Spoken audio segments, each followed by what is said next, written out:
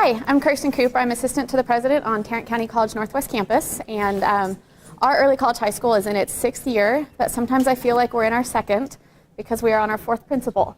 And every single year we learn something new.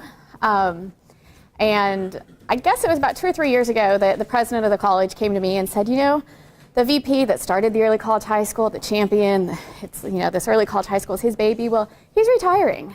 So you have a few months to figure out everything you know about early college high school and make sure it keeps running. And I said, okay, sounds good.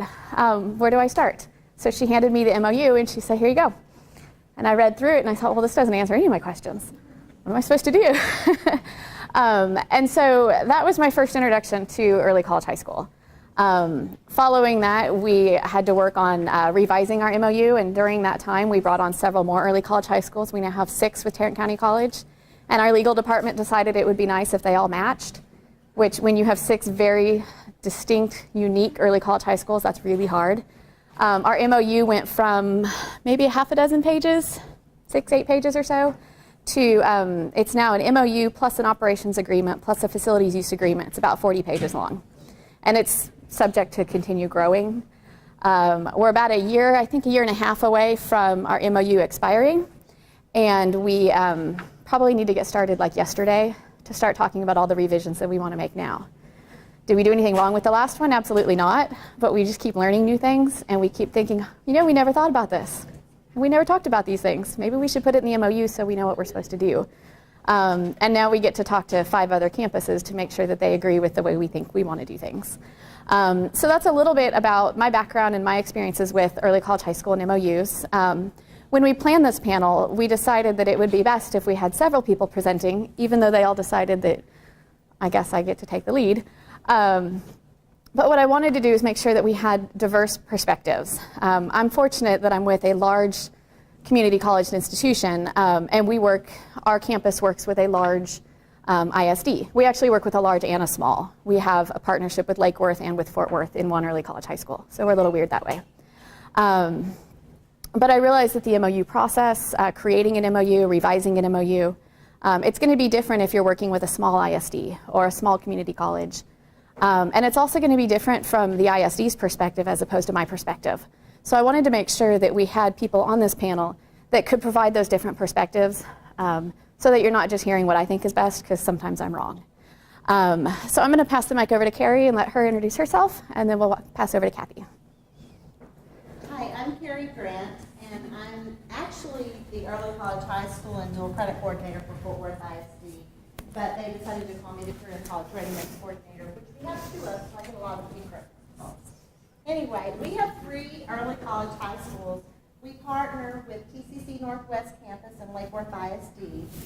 We have one with TCC Trinity River Campus, and then our newest one is TCC South Campus.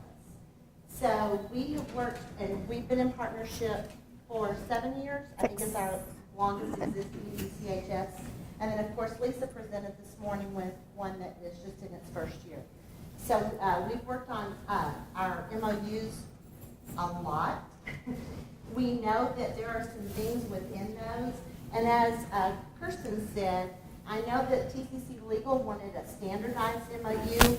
We understand that as we go along, even though Fort Worth is one district, each of our early college high schools has different perspectives. And within the MOU, we don't have as much specificity as we need to actually be able to utilize it for what it stands for, so we can back up some things. So we're hoping we can, if we keep a standardized MOU, we're at least looking into adding some attachments. So that way we can get it to an even 50, 60, 70 pages. Hi, I'm Cathy Kirkland. I'm within a school, early college high school. We have about 1/3 of the high school population, and our high school size is 1,000 people. We partnership with Trinity Valley Community College, and it's a college right there in our same town. And my original MOU from 7 years ago was 5 pages long, and that was with 2 IAGs. That we had UT Tyler and TVCC. Now it's a big block of 10 pages long. And you know, it's the basic. It's kind of a neat situation. I don't have to consult with a lot of other entities. If I need something changed, I just go to the vice principal's office and say, hey, this isn't really working. Can we look at this when we do our MOU? It helps. He talks to his people. I talk to mine, and it's a quick change. Whereas they have many more steps to follow. So, on the one hand, that's kind of the difference between, a large area with multiple facilities and then someone that's, a small situation. So, the part that's on my side that's the most important is the relationship between me and the IHE people, and then the relationship with the stakeholders for both groups just all being happy and getting along. Okay, so as we move forward, our presentation's broken into about 3 different sections. One, what are the required things on the MOU? It's kind of a given. We look at the blueprint, we look at the education code, we look at all the different information, and we know what the MOU should kind of look like. If you don't know what it should look like, Google Texas ECHS MOU, and there's a bunch of samples. South Texas has a good one that they have as a PDF. The TX ECHS website has information. They've got a whole handout on how to create an MOU, what should be in it, that kind of stuff. But we're going to talk through some of the required things that should be on there. And then we're going to talk about what do we think we should add to it, because it doesn't cover everything. We've learned that. And then the last part will be kind of what if? What if this happens? How do you react to it? And does the MOU address it? So as we're moving through this, if you're a mature existing early college high school and you have information you'd like to share with us to support anything we're talking about, feel free to jump in and add your comments. Same as if you have any questions. If you're a newer early college high school and you have a question about a certain topic that we haven't addressed, feel free to jump in as well and ask any questions. Ooh, and that's tiny. All right, so what's required in the MOU? As I said, it's outlined for us already. And if you look at a lot of the MOUs throughout the state of Texas for the early college high schools, a lot of them are pretty similar. And it's because we've probably borrowed it from someone else's MOU and then built from it. So Carrie, is there anything you want to add on this one? Carrie is the person that got to help create the application for the early college high school. And a lot of that ties in with what's in the MOU. One of the things that I think you'll learn if you have not done an application yet, or you aren't part of that process, and you're doing your designation or you're reapplying to continue designation, there is a page within the application that asks specifics about where are these items located within your MOU. And sometimes you're thinking, oh gosh, all of that is in these two sentences, and it really doesn't answer this enough, I think. And so that's why this is a good reference to look at, is to go back and look at your designation application on the page where it references particular items within the MOU, because that can be your guiding points as to what you may need to strengthen within the MOU or address more specifically. Another thing we noticed when we started looking at the blueprint, and I sort of discovered it and no one had told me that it existed. And one day I found it and I was like, really, you're supposed to be doing all these things? Wow. Huh. Well, I guess I know what my job is now. And so we started looking at the blueprint, and it was in the blueprint, it's asking, is this information located within the MOU? Where is it located? And that was how we started with creating the rubric that Lisa mentioned earlier. We created that on our campus because we wanted to make sure we were doing things right. And in that rubric, it has, red, yellow, and green boxes. And anything that was red meant we weren't doing it, or we needed to address it, or it was something that we weren't doing well enough. And a lot of that tied back into the MOU. And so that will help guide us as we look at revising our MOU. Another thing I wanted to point out is if the MOU expires at the end of 2016, 2017, start revising it now.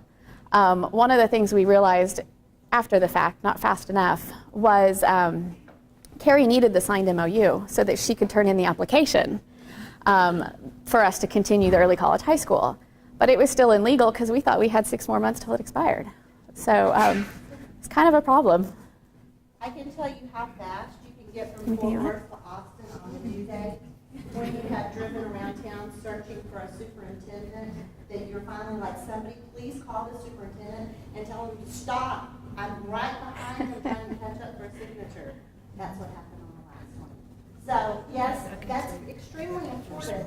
And if you're in a large district, one of the things that you need to work on as well, We work on this typically within our coordinating council because we want to make sure our higher ed partner and our ISD and our ISD the stakeholders of both entities are present to put this together. Then we present it to our legal departments. It takes a while to go back and forth because then our legal play tennis for a while, bouncing back and forth before it comes back so we can take it to our boards for approval. And that sometimes takes a long time. It can take more than a minute. And one of our early college high schools, we have 4 partners. And so that quadruples the amount of time we have in because we have an IHE, we have 2 IHEs, and then an additional partner that we work with. So if your MOU is going to expire this year, as Kirsten said, Kirsten and I met last week, and I said, we're going to start working on this now because ours expires next year. And hopefully by the time it expires, we'll have one signed to replace it. And if you're dealing with a smaller area, we sign ours every year. So if there's any adjustment that's made, we make it, during the year, kind of this is what we're going to plan for. And then as long as we both agree, it's a real quick thing. I will tell you that the first year that we were in implementation, there were several different saved copies of the MOU because you learn as you go. And so, we had to save by date. So then the final one, we're actually already operating off of a kind of a draft for that first year. So just don't be surprised if that happens. It's not that you're doing anything wrong. Sarah's got a question. Just an addition in the review process. Persons like me have to look at the MOU and find out where every implementing criteria is located in the MOU. I have to find the page number. You may only be asked a few things, but as a review goes by, we have to look at every implementation criteria, every exemplar criteria, and where can I find it in the MOU where it is addressed. So that what they're saying is absolutely correct. And was it South Texas? Has a great MOU. South Texas. South Texas in the Valley has a wonderful MOU. And sometimes in the designation, where you say it is in the MOU, it isn't there at all. Somebody's just handed that down. It used to be on that page, and now it's on page 8. It used to be on page 2. Anyway, just a affirmation of what they're telling me. And that's where that rubric for our blueprint came in handy because our first meeting when we discussed the blueprint was kind of like a treasure hunt. It was, all right, here's all the things that we're supposed to be doing and what page is it on in the MOU. And we actually assigned each person a different benchmark, and they had to go look through the MOU and figure out where it was addressed and make sure it was addressed with enough detail. And in some cases it wasn't. There were some areas where we really felt like we needed more clarification. But that was a great task for all of us to get more familiar with it and to understand. Another thing is, as you revise the MOUs, it's not always going to be the same people that you're working with. Last time we went through legal, I had to explain the difference to our legal team of what's the difference between dual credit and early college high school. And I had to sit down and talk to them because they said, well, we're not giving free tuition. And I said, well, yeah, we have to. And they didn't understand. They were looking at, well, why can't we just use the dual credit agreement we already have? And I said, well, it's different. And so I had to educate our legal team on the differences between early college high school and dual credit and how we needed to work with those 2 different programs. Anything else?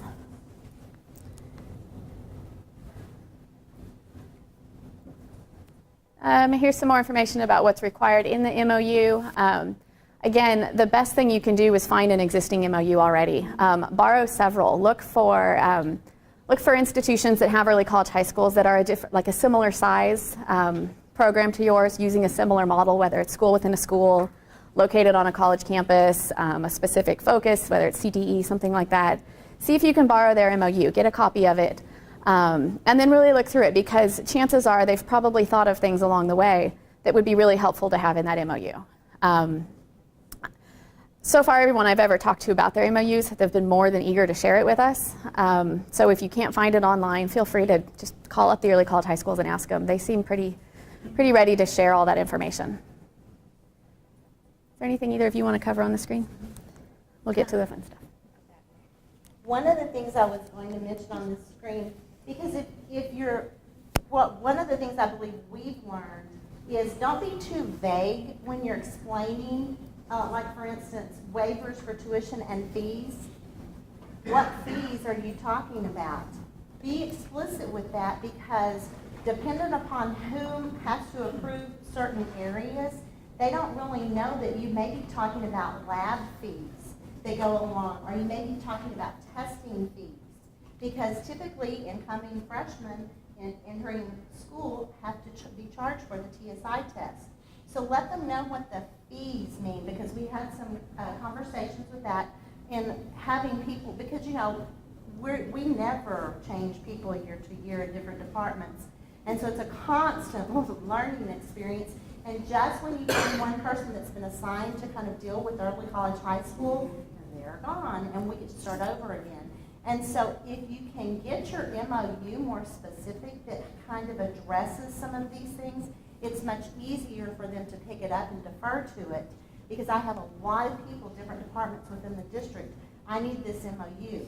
They need to look at our special ed, because we have some students that, depending on ARDs and different things, they need to look at the MOU. Our health services department needs to look at that, so they can be specific on who's treating the child and where they are and things like that. So if you can get more specific within some of these items, so that anyone that can pick it up could get some answers for you, especially in a large district. I envy the small districts when it's a quick phone call, because sometimes it's a little bit more difficult when you have more layers and more offices.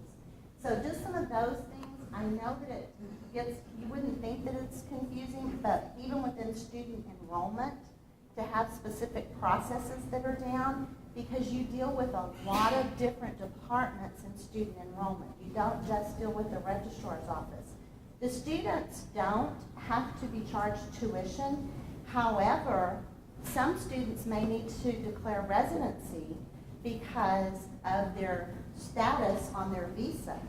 This is something that we have learned that we weren't aware of in our international office. Depending on student residency status and visa status, may limit the number of college courses they can enroll in. And so that's extremely important to know as part of your enrollment process, because you don't want to go out and recruit and present to students if they're only going to be allowed to take 6 college hours in the next 4 years. Perhaps the early college high school would be the appropriate place for them to be.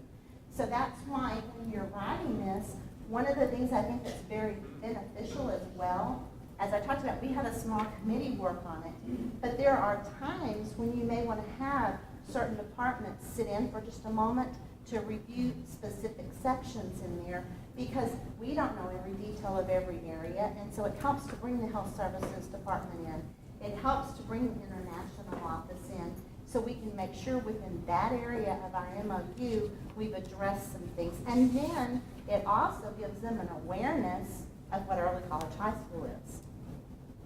Textbooks are another area where I think we could have been a little clearer. Textbooks are expensive. College textbooks are really expensive. And originally it just said that I think at one point the college paid for the textbooks. And then when we revised the MOU, we said, well, the ISD pays for it. We learned our lesson. It was expensive. And then we put in the MOU, and we'll only replace them every 3 years. Well, what stage of that 3-year cycle are you in? In some cases, we were scheduled to renew that textbook for another 3 years the following year. So they didn't really get 3 years out of it. They got 1 year. And in other cases, we said, well, most of our textbooks are common and only renewed every 3 years, but some of them aren't. We weren't clear enough in our MOU, and what that resulted in was more cost to the ISDs. So part of creating an early college high school MOU is making sure that it can be sustainable and that the funding for it is adequate. But when there's unexpected expenses like textbooks that you only plan to renew every 3 years, and all of a sudden 12 months into it you have to buy all new English textbooks, that can be really expensive to the ISD. And so it's something that really needs to be clarified in the MOU and stuck to. So that's one lesson that we're learning also. If you ever want to make a lot of money, you should sell college textbooks. One thing I would mention also about the textbooks, in the MOU, we have a few courses at a couple of our early college high schools that don't actually pair with a high school course. There's just not a high school course for them to pair with. But in order for them to attain a particular associate's degree, they take that as a college credit only class. The college still waives the fees, but you need to be specific. Is the district still paying for that textbook? Because it's not a dual credit course, it's a college only course. And so within textbooks, you need to deal with your dual credit classes, and we call them our concurrent classes, which are our college only classes, because they're still your high school students. It's just that there may be, and there's not many, but there may be 1 or 2 courses that they take for college credit only. And so that helps if you have some of those things within your MOU, so you don't have to wait 6 months for someone to make a decision on how you're going to address that. And being from a small town, I can tell you that, I can't operate in the red, so I'll tell you all, $140,000 is all I get for the year. And with 300 kids, that's a lot. Every decision that involves any kind of money weighs heavily on me. The access codes has been the number one thing. When we started 7 years ago, there wasn't a lot of access code use. Now it's the textbook and the access code bundled together. And sometimes there's a lab manual. So we've had to we actually have to plan, half the students can take this course, we have enough textbooks, and it's going to cost this much in access codes. And then the other half will have to wait until the spring. We have to make decisions all the time based on that. And we just discovered, it's like a treasure hunt, we just discovered that in the summer session, some of the classes that require access codes don't require them in the summer because it's such a short term. So I was like, load them up. They're going to all take 7-1 now. That's $100 per kid, and it adds up. And the access codes, it's like a consumable. It never goes away. So even if you have the textbooks, the access codes and it's $100, $120, sometimes more. So something to be aware of if you're thinking for your first year budget-wise, that is not something you can really control because it's used. All right, on to the next slide. I think this is the last one that lists what's required in the MOU. Anything you guys want to cover on this one? No? Okay, let's move to the next. All right, what's recommended for inclusion? These are the lessons we've learned so far as to what we should have included in the MOU or what we would like to include as we move forward. The first one, access to IHE facilities, services, and resources for early college high school students. In my opinion, they're college students. They have access to every college support service, everything that a normal college student has access to, the early college high school student gets access to as well. There have been questions about that. I think just recently we had some early college high school students go to the gym in the evening. And there was a question as to, well, are they allowed to go to the gym in the evening? Well, yeah, they're college students as far as I'm concerned. But then at other times there's a question of, well, aren't they supposed to get on the bus and go home at 4 o'clock? So what happens if they are hanging out afterwards? Are we responsible for them, or is the ISD responsible for them? There's those questions. Do you have anything you want to add, Carrie? Some of our students are eligible to drive later after they get their driver's license. We try to make sure they wait for that. But they're treated like college students because some of them do participate in additional activities on the college campus. They are in some of the groups and organizations and clubs. And so they do stay after our normal school hours. And so they are actually the college students. And I know it's been pretty clear at most of our campuses. It's a little more difficult at some of them. But at most of them, if they're contained within our ISD high school facility, we monitor them.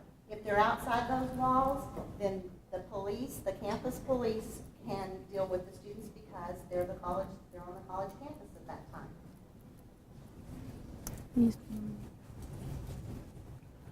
One thing, if you're in first year implementation that you may want to consider is all of our students that are in our early college high school sign a FERPA waiver a FERPA waiver so that we can share their data. The IHE is very cautious about giving you information about the students.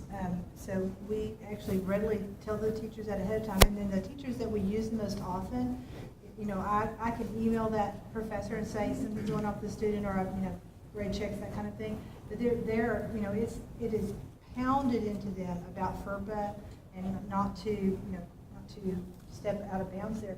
So you're not going to consider that as far as the freshmen on the early college high school side. It doesn't necessarily need to be in the MOU, but just something for you to think about, because when you're doing data from one institution to another, that can be kind of a prickly area. And I can second that one. We're really, really particular about who has access to anything within the TCC system. And so over the past several years, we've tried to figure out how do our early college high school is on our campus. So all 4 years, we have early college high school faculty, staff, administrators on our campus. So how do we give them the information they need to know about the students, attendance reports, grade reports, progress reports, things like that? How do we share that with them without violating FERPA, and make sure they're getting that regularly? I'll be honest and say we didn't do a very good job to start with. We, over the past several years, have created a number of reports that I have access to and that other TCC folks have access to that will give me just early college high school information by campus for those students. So I could pull an attendance report on a daily basis if I wanted to and see who's actually showing up for class and who might have skipped class and gone to Subway instead. I can see that. But then it's up to me. I still have to do that extra step of sharing it with the early college high school. And I've talked to them and I said, well, what data do you need? And they said, well, we don't know. What data do you have? So there's this constant back and forth too of making sure they have the information that they need to ensure that the students are successful. One area that we've been looking at recently is the academic status of our early college high school students. I was kind of disappointed to find out that we have students that are in the early college high school that are on probation or suspension. I had never thought to look for that, so I asked for, actually our academic advisor asked for that report. I pulled it and I was like, oh my gosh, I don't want to share this with anybody because it wasn't that great. But from that discussion and from looking at that data, that helped us to understand, you know what, we need to have a conversation about this and we need to address this in the MOU as well, so that we talk about what's the best way to first make sure students are not on probation and what do we need to communicate on a regular basis with the early college high school to make sure that those students are being supported as quickly as possible, not at the end of the semester when they've already failed the class. Are you talking academic probation or criminal probation? Academic probation, sorry. Well, we have those too, just so you know. Well, yeah, I mean, when you look at a typical ECHS student, it's very possible. Right, so with academic probation, what can we do right off the bat? What do we do when a student goes on suspension, on academic suspension? What steps do we have in place for that? And then if a student gets to suspension too, they can't enroll in college classes. And so is there something in the MOU at that point that discusses what do you do if the early college high school isn't the best choice for the student? Do you send a student back if they're not being successful in the early college high school? Originally we said absolutely not. Once they're here, they're ours. But at some point, are we not doing them any favors? And that's something that we need to discuss, which ties back to getting the data quickly so that we can be more proactive about addressing that at the beginning as opposed to after the student has already failed a class. And one of the things that's critical as far as sharing data, at times on the high school end, we are trying to enroll students, but we get information from the registrar they're barred from being enrolled. We have no idea why. We'll come to find out they have a library code, but we aren't given that information, and so there's no way for us to know what has happened. We've learned this now, so we have systems in place to try to check that, but those are the types of things that you may not know about if you're new, because you're going to run into things where not all of your data may be shared 100%, because you're dealing with different offices within the college, and they don't readily share that.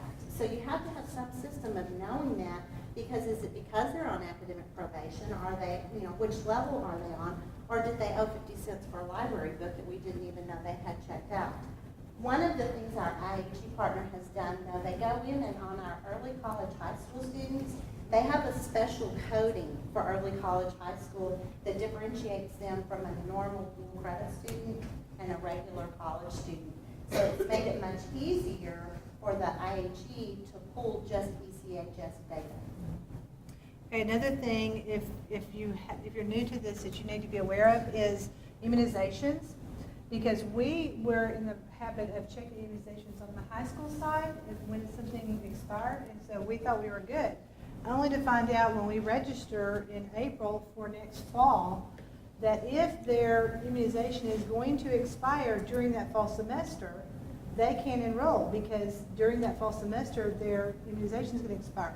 But then at the same time they can't go to their doctor because according to the doctor, one hasn't expired yet. So what we've done to circumvent this probably does not be recorded, is we do the waiver form, and then knowing that the high school side is going to pick it up when that immunization expires. But that will, that's another one of the things that you get rejected for registry and you don't know why, and then it's that. But when you look at it, it doesn't really look like it's right, but it is for them, for the college side. So, something else to kind of keep in mind. And we make it just a little bit more difficult because we don't start fall registration until June 15th, and by then all the kids are gone. So trying to track them down for a 50-cent library fine or for immunization issues or anything else is really, really difficult until August. And if we catch them by August, chances are the classes that we needed to put them in are full. And that's going to mess up the whole schedule, and it's just a big nightmare. So we're learning on our end. We're asking, can we do enrollment for early college high school students before the academic year ends during that spring? That would be ideal. We're also requesting reports to be created that we can pull on a daily basis if we need to, that gives us the status of all of the early college high school students, immunization records, library holds, business holds, anything like that, so that we'll have that information in the spring. We'll be able to address it before the students leave. Once they're gone in June, they're really hard to get a hold of. On the fourth bullet, policy regarding IHE advising students as to the transferability and so on. When I first got involved with the early college high school, I asked our vice president of student support and said, all right, so what are we doing with the early college high school? And they said, well, that's dual credit. We don't really do it. And I said, okay, so what are we doing? And come to find out, a lot of our students weren't really seeing an advisor. They were not assigned to an advisor. So they didn't go through the normal college orientation. They never figured out who their college advisor was. The high school counselor was advising the students on which college courses to take, but if you're familiar with the college side, our core courses change, things change all the time. We weren't really communicating that back to the early college high school. And so students were ending up with courses that they didn't necessarily need. So what we have done is we have a college advisor that is assigned to the early college high school, and she meets individually with all of those students. So those reports that we have on probation and suspension and things like that are shared with our counselor. Or with our advisor. She then shares that information with the counselor, and the students really have a double layer of support than when it comes to counseling and advising. They have a high school counselor, they have a college advisor, and the two of those work closely to make sure that the students take the courses that they absolutely need based on what their goals are. If there's a certain college they want to transfer to, a certain major they want to focus on, that's really where having those two work together is ideal. In our MOU, it just kind of said, yeah, they'll work together and we'll give them information. But it was how we were interpreting it. I don't think we interpreted it as well as we could have in the beginning. And moving forward, I want to make sure that that's very clear in the MOU, that all of the students must meet with a college advisor. One thing that we did not put on here that I feel like is extremely important for you to address, regardless of where you're located, it's important to address inclement weather.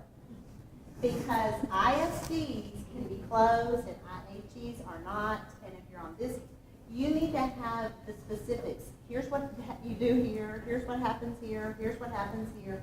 I know that your campus closed in our last little tornado, and our kids went and spent the day at the gym, one of our gyms. And so we have to have a plan for that. So make sure if you haven't written your MOU or if you're looking at revising an MOU, it will save a lot of pain in the long run if you have specific procedures for inclement weather in place. Look at the instructional calendar for the high school or for the ISD as well as the college. Tarrant County College closes on Fridays during the summer, and we consider summer to start in the middle of May. The early college high school is still in session. Last year we ran, I guess it was last year. We ran into a problem on a Friday when the high school instructor was going to use a chemistry lab that was in the college area, but the college is considered closed.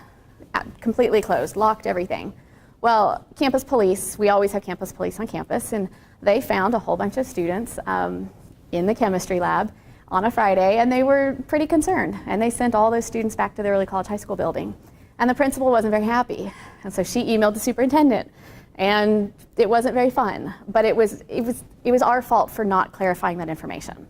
That was something that should have been addressed in the MOU. We should have had a calendar that we shared between the two, and we should have talked about what are the procedures when the campus is closed and the early college high school is still functioning? Or better yet, is there any way that the early college high school can have a flexible schedule that matches the college's schedule so that when we're closed, we're really closed? One of our problems is our campus is on a central plant. So if we turn on air conditioning for one building, we air condition the entire campus, which then means we have to have extra facility staff working that day and extra campus police and everything else.